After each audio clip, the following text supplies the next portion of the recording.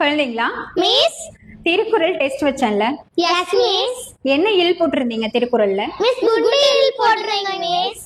என்ன இல் போடுறதுக்கு பதிலா மிஸ் குச்சியில் போடுறதுக்கு பதிலா குண்டியில் போட்டேங்க மிஸ். குச்சியில் குண்டியில். Yes miss. அது குச்சியில் குண்டியில் சரி. அப்புறம் இது என்ன சொல்வீங்க? மிஸ் மூணு சொல்லினா. இது மிஸ் பந்துக்கு வரனாங்க மிஸ். ஓகே. இது குச்சிலா. ஓகே. இது மிஸ் குண்டலாங்க மிஸ். இது மிஸ் தமிழுக்கு வரலாம். இது மிஸ் பள்ளிக்கு வரலாம். மிஸ் குண்டரா. ரெண்டு சொல்லினா. இப்படிதான் படிச்சிருக்கீங்க. Yes miss. அந்த எழுத்துக்களுக்கெல்லாம் பெயர் இருக்குங்க பாருங்க. இது வந்து தன்னகரம், இது தன்னகரம், இது இடையினர, இது மேல் நோக்கிய லகரம், இது சிறப்பு லகரம், இது பொது லகரம், வல்லின ரகரம், இது வந்து ரன்னகரம். சரியா? Yes miss. எழுதியிருக்கேன், வாங்க. இங்க எழுதி போட்டிருக்கேன் பாருங்க. Yes miss.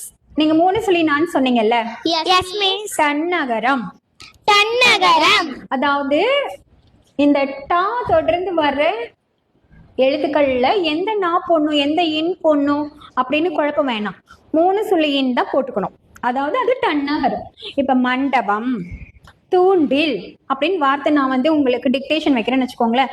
ஐயோ தூண்டிலாம் எந்த இன் போடுறது அப்படின்னு உங்களுக்கு ரெண்டு சொல்லினா மூணு சொல்லினான்னு ஒரு குழப்பம் வரும் இல்லையா? அப்ப வந்து நீங்க இந்த தூண்டிலா அப்ப டீ டா டா டாக்கு அப்புறம் வருது, அப்ப மூணு சொல்லினா தான் இருக்கும். ஏன்னா அது தன்னகரம் அப்படின்னு சொல்லிட்டு தூண்டில்ல தன்னகரத்தை தான் போடணும், மண்டபத்துல தன்னகரத்தை தான் போடணும். சரியா?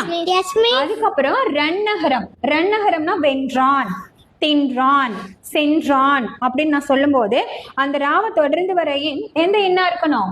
ரன்னகரமா தான் இருக்கணும்.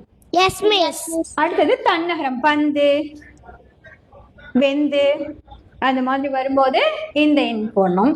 இது இடையினர, வல்லினரன்னு சொல்லணும், மேல் நோக்கிய லகரம்னு சொல்லணும். இத குண்டுலான்னு சொல்லக்கூடாது. பொது லகரம் இதுக்கு பேரு. அப்படின்னு சொல்லக்கூடாது. இது சிறப்பு லகரம். சிறப்பு லகரம். லகரம் தமிழுக்கே உரிய சிறப்பு இதுதான். அப்படி உச்சரிக்கும் போதே அழகா இருக்கணும்.